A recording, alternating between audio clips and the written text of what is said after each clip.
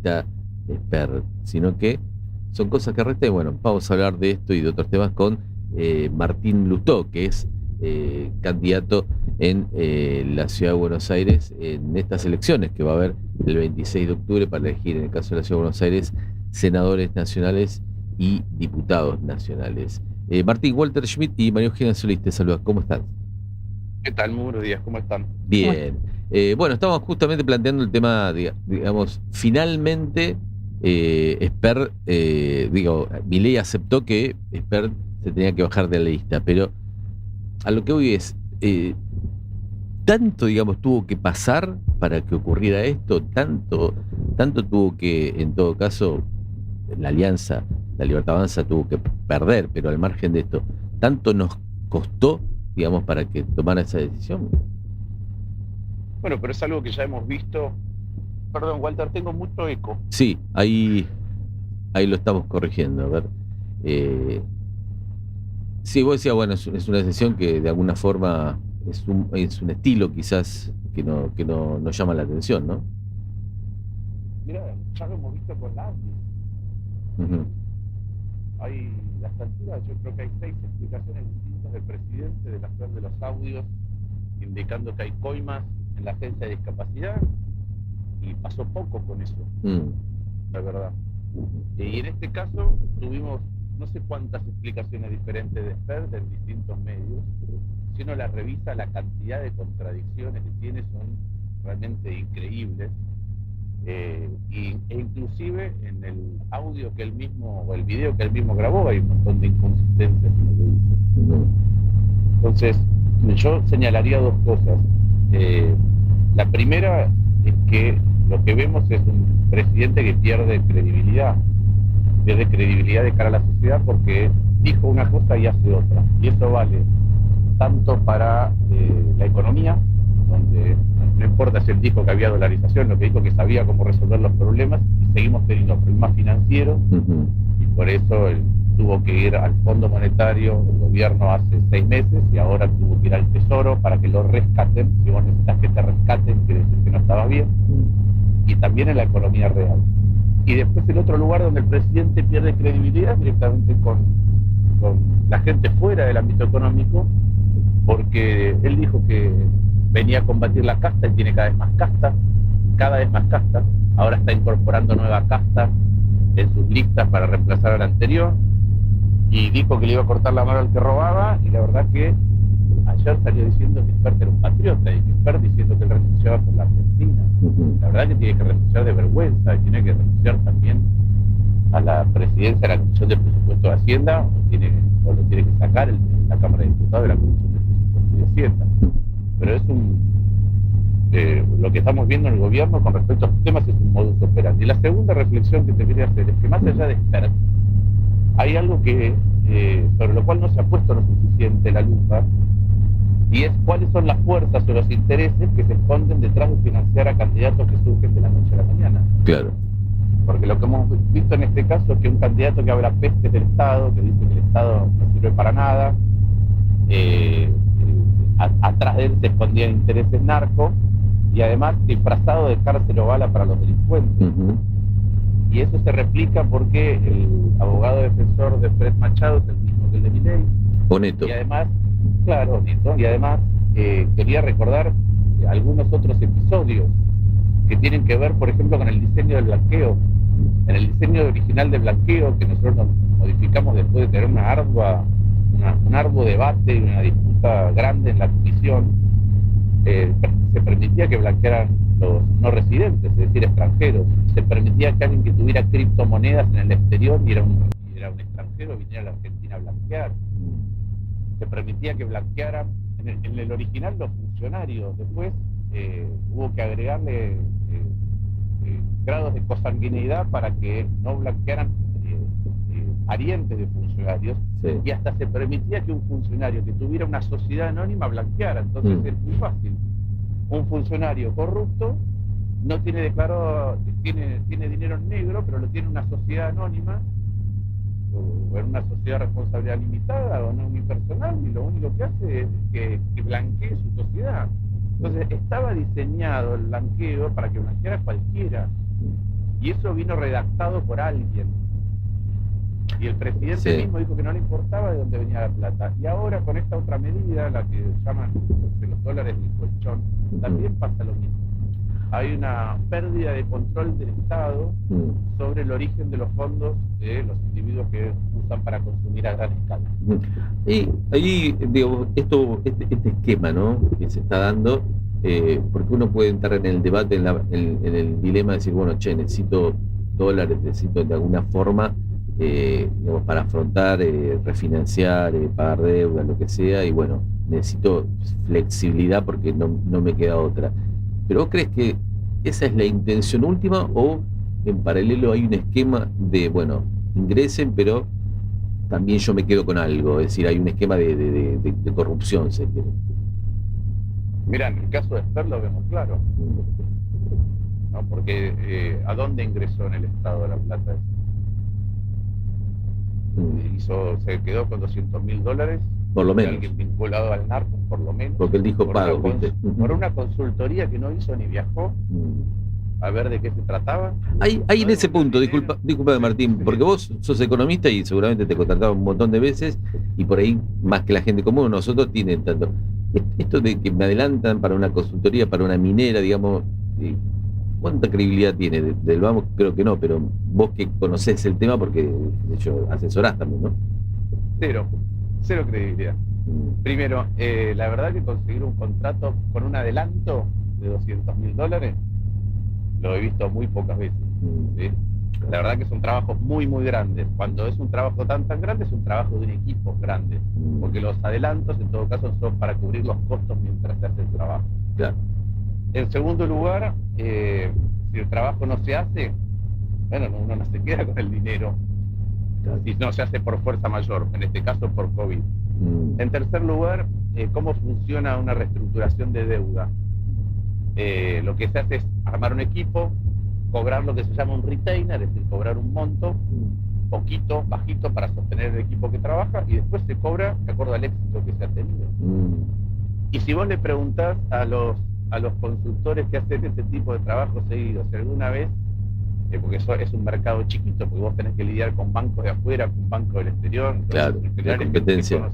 Si le preguntás a alguno de ellos si alguna vez lo vieron a Esper involucrar una reestructuración de deuda, te van a decir todos que no. Claro. ¿Qué tal? Buen día, Martín, ¿cómo estás? Hablando de la credibilidad. Y te voy a decir una cosa adicional. Sí. Esper dice que él lo mandó a cobrar afuera por un tema de transparencia. Él lo debe haber cobrado afuera, entre otras cosas, porque había cepo. Claro. Y quería quedarse con los dólares constantes y sonantes. Pero la verdad es que al no haber viajado él, si cobró desde acá a alguien de afuera, tendrá que haber hecho una factura de exportación. Si no, se aplica además la ley penal cambiaria. Claro, pues no estaba declarado.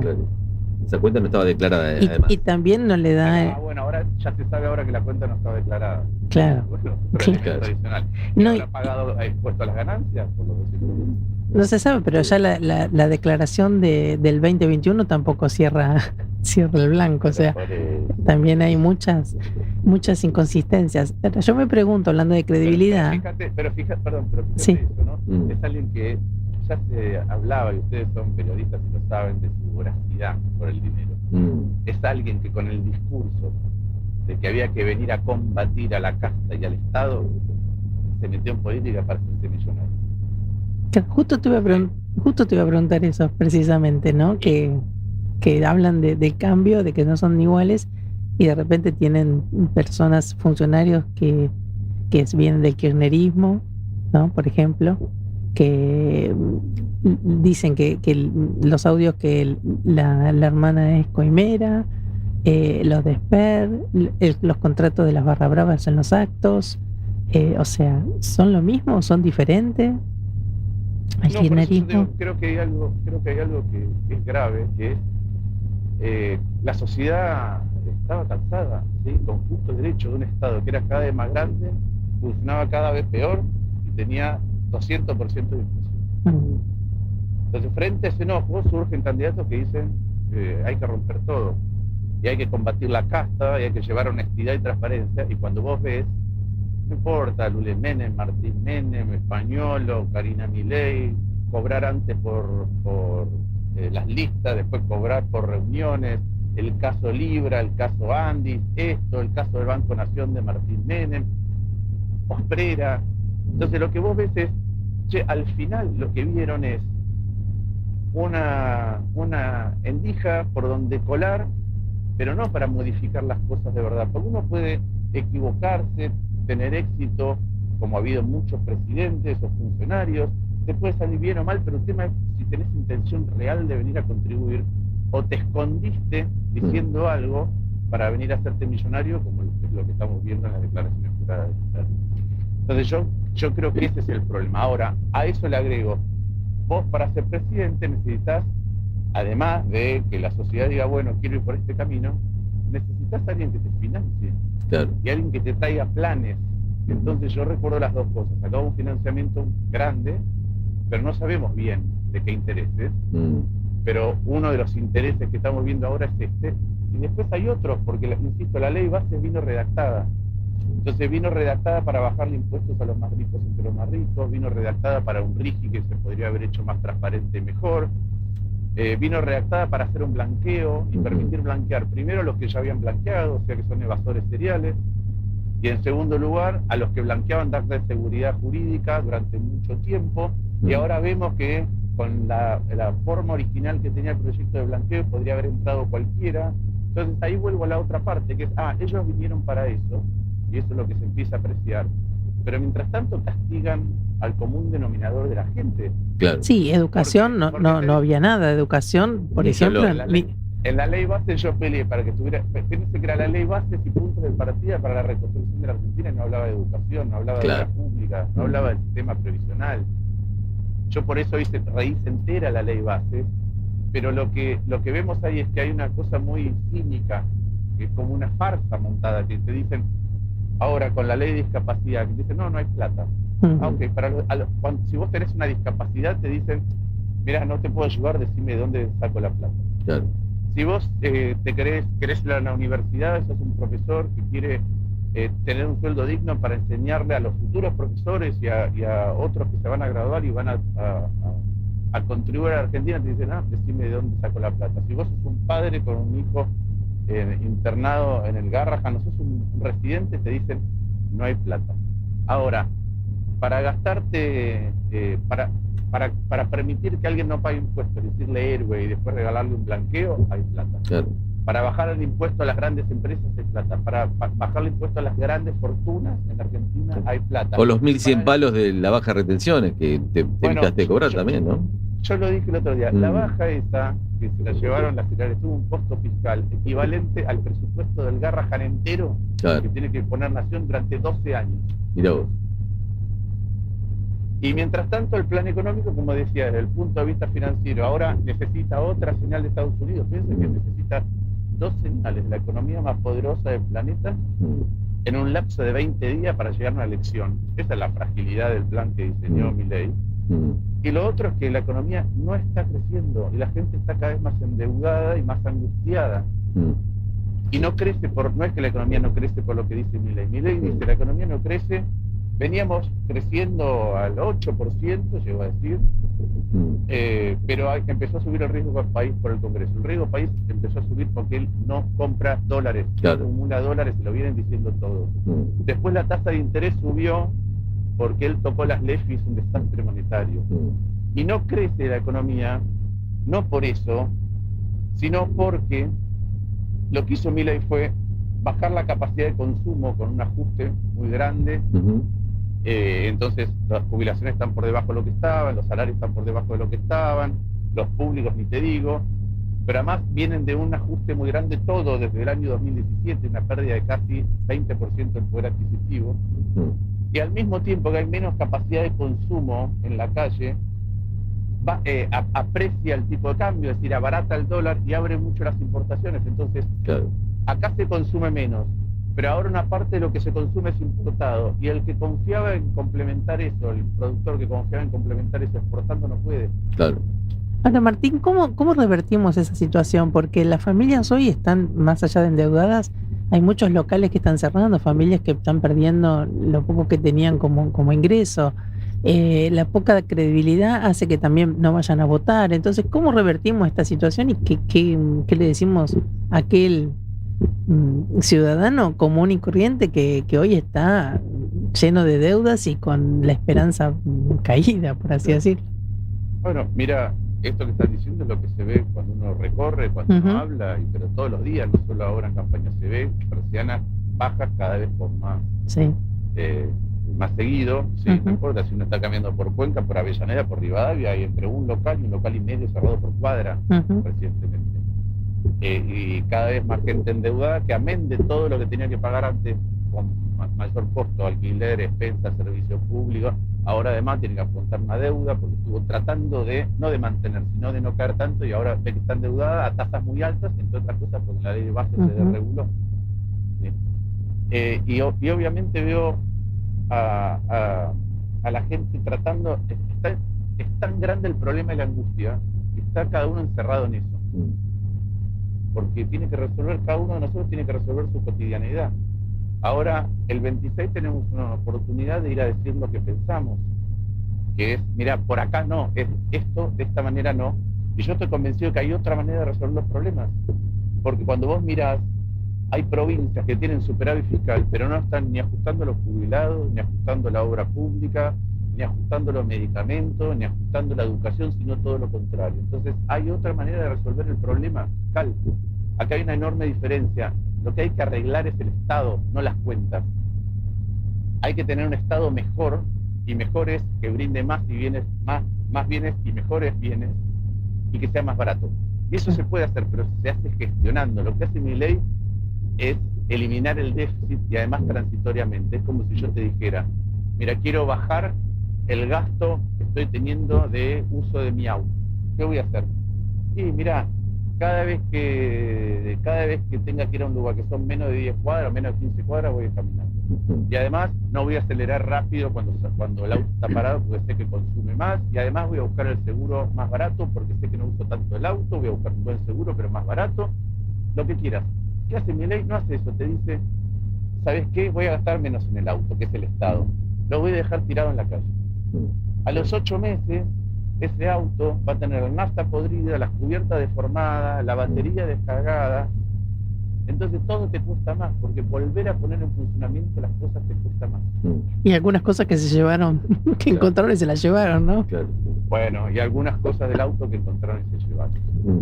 Ahora, Martín, vos sos alguien, bueno, yo defino políticamente correcto, ¿no? Porque a veces decís cosas que supuestamente en términos corporativos de la política no deberías, pero bueno, nada, te cuesta, a veces te cuesta. Pero yo decía lo de Esper, ¿no? Pensaba, Esper hace 4 años que está sospechado y asumió en el 2021 con esa sospecha. Digo, también, al margen de lo de Milei y todo lo que estamos hablando, también ya hay instituciones que fallan, porque si vos dejás ingresar, al menos que se investigue, no digo que no lo dejes jurar en el Congreso, pero esclarezcamos algo. Porque si a vos te dicen, esta persona está sospechada de financiamiento de un narco o de un empresario que lava dinero o lo que sea, decir, che, pará, veamos esto, porque esta persona... No, si sos inocente no vas a estar 4 años esperando con la carga votó, de que te están diciendo que sos narco. ¿Cuántas veces levantó la mano, preside la Comisión de Presupuesto? Es decir, epa, ¿no?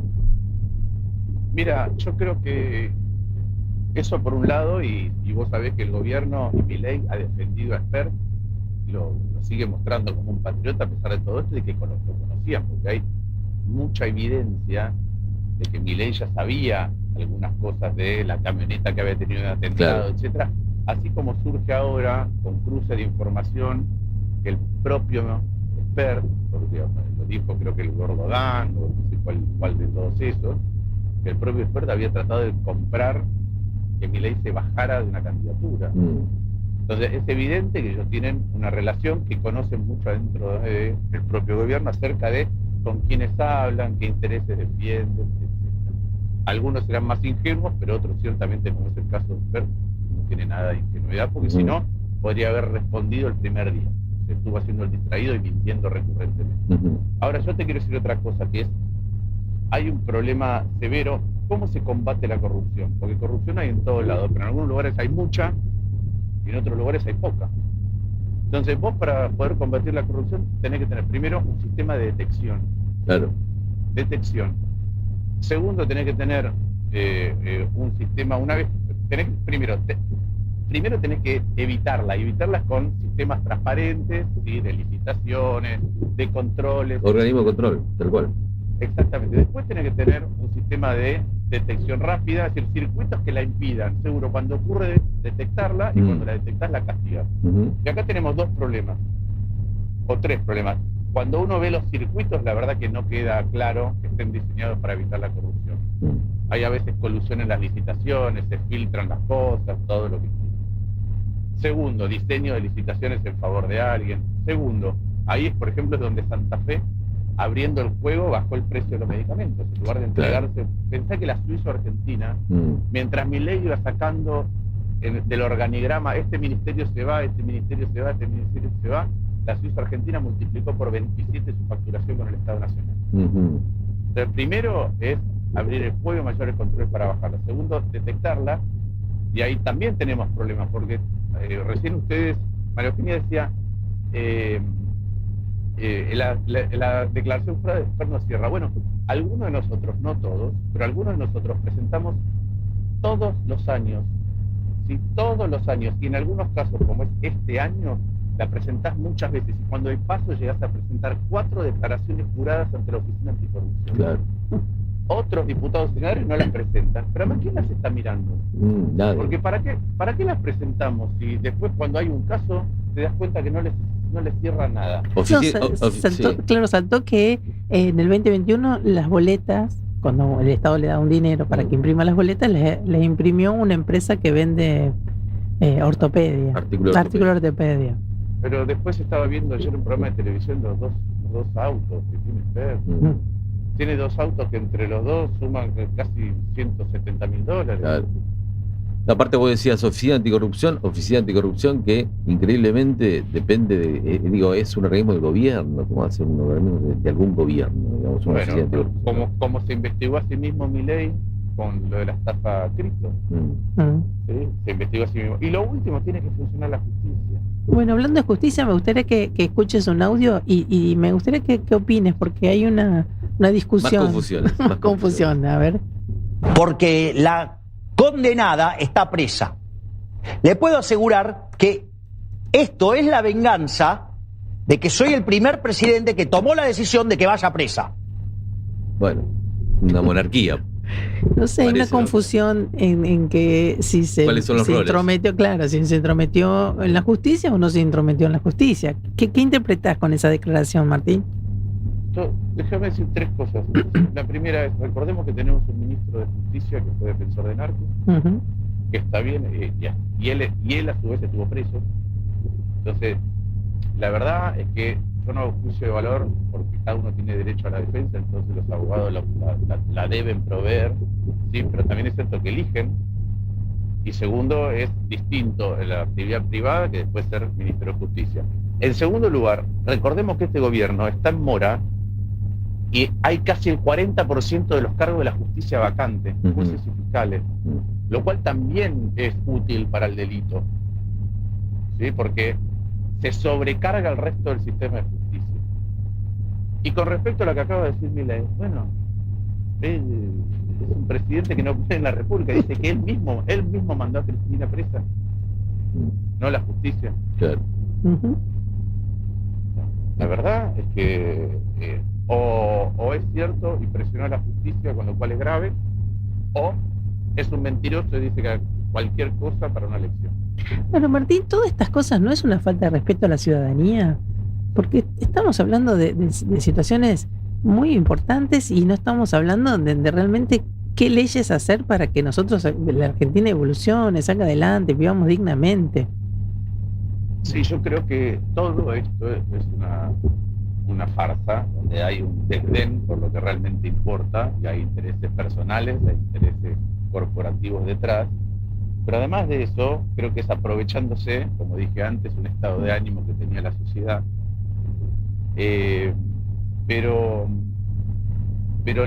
lo que parece como un problema de constitucionalidad también es algo más grave. ¿Qué quiero decir con esto? Fíjense la no aplicación de la ley de discapacidad, Ujú. ¿sí? Que ahora parece que también va a correr para la emergencia en educación, la emergencia pediátrica, Ujú. de atención pediátrica. ¿Cómo funciona? ¿Qué puede hacer un sector que está siendo afectado o que tiene un interés específico en que algo se resuelva o que ve una oportunidad para corregir un problema en Argentina? Sí, se moviliza, logra la atención del Congreso, el Congreso sanciona una ley, el presidente la veta, el Congreso insiste con más de 2/3 e igual no se aplica. ¿Cómo hace un sector de la sociedad para decir, che, este reclamo mío yo quiero que se atienda, esta idea me parece que puede solucionar? ¿Cómo hace si al final no importa a cuánto conmueva a la sociedad, a cuánto conmueva, a cuántos legisladores convenza, si igual un jefe de gabinete puede decir, mira, no tengo la plata, no la aplico? Claro, Bueno, yo tampoco tengo la plata, no pago los impuestos, entonces. claro. Bueno, ojo, porque Esper mismo, Milei llamó héroes a los evasores, y Esper llamó una rebelión fiscal en la provincia de Buenos Aires. Es verdad, Ujú. es verdad. Ujú. Entonces, ahí es donde digo que es un farsante y que todo esto es de un gran cinismo y que hay que ver qué se esconde detrás. ¿Qué intereses se esconden detrás? Aquel que dice hay que hacer una rebelión fiscal en la provincia de Buenos Aires, el Estado no sirve, es de comunistas, finalmente van deshaciendo todos los controles. Y entonces, ante la carencia de controles, después ya no se sabe de dónde vienen las cosas, quién Claro. está detrás, por qué es. ¿Y qué crees que Esper debería seguir siendo diputado de la Nación? No, yo creo que no, pero igual Esper va a dejar de ser diputado muy rápido ahora. Sí, pero son 2 meses, Claro, faltan. sí, hasta diciembre. Faltan algunos Sí. meses. Sí, faltan votaciones. Ujú. Sí, probable que falten votaciones, pero yo creo que no debería seguir siendo diputado por un tema de que hay flagrancia en sus contradicciones. No hay nada de lo que haya dicho que cierre, nada en ningún momento. Y como digo con otras cosas, igual que con las explicaciones del presidente con Landis, cuando vos le pedís explicaciones a alguien y te viene con 6 versiones distintas, Claro. 7 versiones distintas, ¿vos qué pensás? ¿Que te está diciendo la verdad? Claro, claro. No pueden ser todas verdad. Mi abuela decía, Tal el que cual. miente tiene que tener buena memoria. Y se contradijo mucho Claro. Esper. Mucho, Claro. mucho. Sí. Bueno, Martín, sí, Mientras tanto mientras tanto es la imagen de la motosierra, pero como digo muchas Claro. veces, la motosierra tala, pero después no planta nada. Y hay que ver si no hay detrás alguien interesado en que se talen muchas cosas para que no haya control. claro. Digo, qué increíble, ¿no? Porque estamos hablando de esto, de sospechas de corrupción, porque en muchos casos ni siquiera la justicia ha avanzado, pero bueno, es algo instalado y hay esa fuerte percepción a partir de lo que está pasando, ¿no? Con Esper, con Spagnuolo, con Libra y demás. Pero digo, qué loco porque generalmente por la historia nuestra, ¿no? Siempre la sociedad ha empezado a hablar o a cuestionar cuestiones de corrupción, de ética y demás, cuando la economía no funciona, ¿no? Porque cuando la economía ha funcionado, es como que la sociedad dice, bueno, está bien, mira para otro lado, pero en el momento en que la micro, digamos, que el bolsillo está vacío, pasa todo esto de la economía que venimos hablando, ahí es donde la sociedad dice, bueno, encima, digamos, pasa Esper, encima Spagnuolo, encima del 3%. Sí, yo creo que la sociedad argentina se ha vuelto más tolerante con la corrupción, producto del desastre económico permanente. Claro. Pensá que Argentina desde el año 1974, entonces en los últimos 50 años, la Argentina creció el ingreso por habitante 0,15% anual. No, claro. Vos necesitas 460 años para duplicar el ingreso por habitante. 460 Terrible. años para duplicar el ingreso por habitante. El otro día lo escuché a Milei, ayer, anoche, que decía, en Argentina están dadas las condiciones para multiplicar por 4 el ingreso por habitante en los próximos 20 años. Claro. Incomprobable. Tienes que volar. Bueno, Tienes que no, volar. un bolazo. Pero más allá de eso, porque miro para atrás y digo, che, a ver, explícame qué es tan distinto, porque por ahora no veo nada tan distinto Claro. para que pase eso. Claro. Pero más allá de eso, ¿por qué nos volvemos tolerantes en algunos momentos con la corrupción? Como sociedad, digo, y porque cuando empiece bien la economía, digo, tenés esperanza de que vaya bien la economía, tanto ha sido el sufrimiento que decís, bueno, si tiene un costo, prefiero no mirar. Exacto. Pero no hay que mirar, hay que mirar todo el tiempo. Todo el tiempo, porque parte de que las cosas van mal es eso.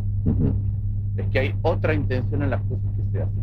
No, y también dar el ejemplo, ¿no? Porque, por ejemplo, a vos muchas veces te intentaron agredir diciendo, no sé, Juntos por el Cargo, la 125, etcétera. Pero alguna vez en toda tu carrera te dijeron tipo narcodiputado, te calificaron de esa manera. No, pero yo he ocupado cargos públicos y nunca he tenido problemas. Por eso, entonces, por eso. Hay que dar el ejemplo también, ¿no? Sí, pero hay muchos que creo que son así. Hay muchos. El problema es no detectar rápido lo otro. Claro. Y también la cierta connivencia, porque es cierto que se sabe lo de PERT, que los que Pérez es un desesperado por el dinero, se sabe. Lo sabe el sistema, lo saben los periodistas, se sabe. Y hay otros, ¿sí? Hay otros. Sí, lo que no le importa a la gente, ¿no? Obviamente, ni construir leyes que... Hay diputados que no pueden explicar su declaración jurada ni sus propiedades. Ojo, porque, insisto, en el blanqueo existía la posibilidad de que blanquearan los extranjeros, que blanquearan los parientes. Ojo con eso. Claro. Los que tienen residencia fiscal en el exterior y son parientes de funcionarios. Claro. Con eso. Claro. Ojo. Porque alguien roba, lo pone a nombre de otro, lo manda a vivir afuera y no paga impuestos. Ojo. Sí, y también aquellos que empiezan a incorporar a los familiares también en la política, como Menegas Lynch, como Adorni, que se empiezan a poner también sus familiares en el Estado. Pero también son otros que vinieron a decir que no iban a hacer eso. Claro. Por eso digo, acá la distancia entre lo que se dijo y lo que se hace es cada día más grande. Es que la primera medida de Milei fue justamente eso, ¿no? El DNU de Macri que impedía que los familiares estuvieran en el Estado. Y fue lo primero. Por la hermana, claro. La primera medida que hizo. Lo que pasa es que hay un tema también. También hay un tema con eso que es. Depende de cómo sea. Es decir, si concursó y se lo ganó, y no sé. Si Milei tuviera, no sé, un pariente que concursó, no sé, en una provincia y es juez. Bueno, pero no es el caso. No es el caso. ¿Acaso es gente? Acá ves mucho que el dedo de tu familiar te pone en un lugar. Claro. Me parece que ese es un gran problema. Y los Menem Sí. es el claro ejemplo. Bueno, Lula Menem hace 40 años que es empleado del Senado. Sí. Y se va a jubilar, va a tener una jubilación del Senado, y entonces uno dice, bueno, ¿y qué hizo durante todo este tiempo? Es increíble, la verdad que no nos deja de sorprender. Martín, un placer como siempre charlar con vos. Gracias por tu tiempo, que sabemos que estás yendo y viniendo, aparte en plena campaña, pero bueno, recordemos que Martín Lustó es candidato a diputado nacional por la Ciudad de Buenos Aires por, ¿cómo es? Disculpame, Ciudadanos Unidos. Ciudadanos Unidos, no me acordaba, porque encima hay 16, creo que son 15 o 16 opciones, con esto las paso, pero Ciudadanos Unidos, y va Graciela Ocaña, digamos, senadora, también candidata que vayan a senadora. votar. Sí, y que vayan a votar. Porque también con la apatía o con el desgano, los que ganan son los fanáticos, Claro. de uno y otro lado.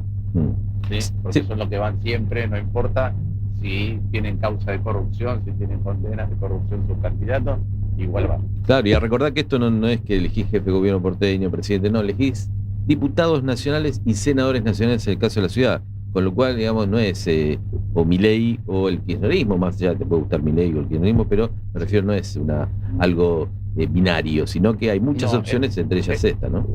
Es cómo transitamos los próximos 2 años. Exactamente. Si ponemos más controles y llevamos más ideas al Congreso, si tenemos gente que tiene coraje para decir que no cuando ve que las cosas no hay que hacerlas. Es eso. Exactamente. Bueno, Martín, gracias por tu tiempo. Gracias. Gracias a ustedes. Buena Un placer. semana. Martín Lustó, candidato a diputado nacional por Ciudadanos Unidos, aquí en la Ciudad de Buenos Aires y aquí en ¿Qué tal estuvo?